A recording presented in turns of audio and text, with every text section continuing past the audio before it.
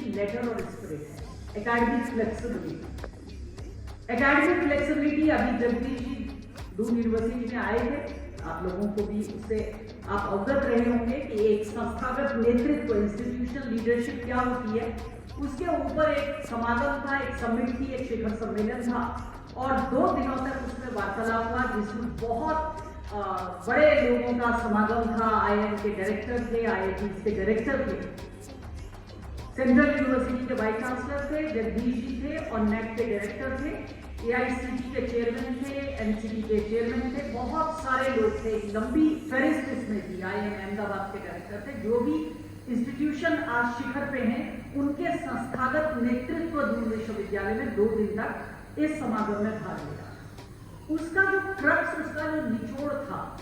अलग अलग तरीके से, वो यही था कि हम भारत जैसे देश में, जैसा डॉक्टर जिमरी ने बताया कि 40 से अधिक ओवरसीज और कंट्रीज का इस नेटवर्क में शामिल होना, 13 लाख से अधिक सालाना डिग्रियों का बढ़ना, इस समय 3 लाख से अधिक उपाधि धारकों का डिग्री प्राप्त करना, PhD program, MPhil program, certificate course, diploma course. अब हम क्या कर रहे हैं राष्ट्रीय शिक्षा नीति में?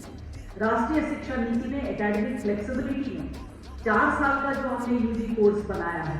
उसमें आप 1 साल में सर्टिफिकेट को लेके जा सकते हैं, 2 साल में आप डिप्लोमा को लेके जा सकते हैं, 3 साल में आप डिग्री लेके जा सकते हैं, 4 साल में आप ऑनर्स विद रिसर्च की डिग्री ले सकते हैं और उसके बाद आप सीधे रिसर्च में जा सकते हैं।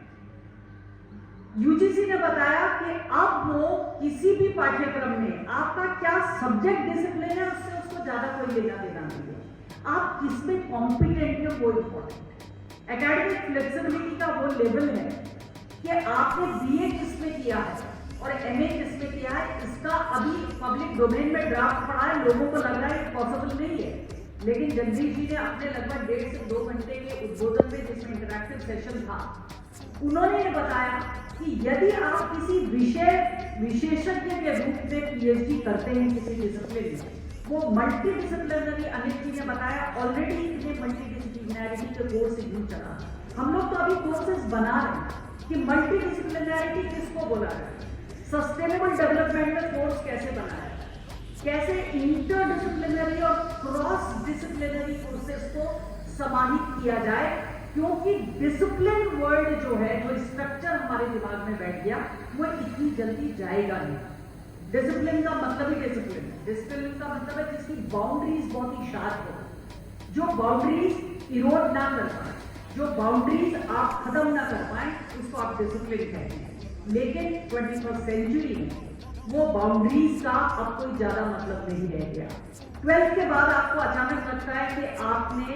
ये विषय गलत ले लिया, तो आपको ग्रेजुएशन किसी भी विषय में करें, अगर आप उसमें कॉम्पिटेंट हैं, अगर आप साबित कर लेते हैं कि आपने ये इस विषय में लिया है और इस विषय के आप विशेषज्ञ हो सकते हैं, तो आपको एम्प्लॉयबिलिटी में कोई दिक्कत नहीं आएगी। ये वो समय है जब आपको घर बैठे कॉम्पिटेंस हासिल करनी है, जो इग्नू का मूल मंत्र है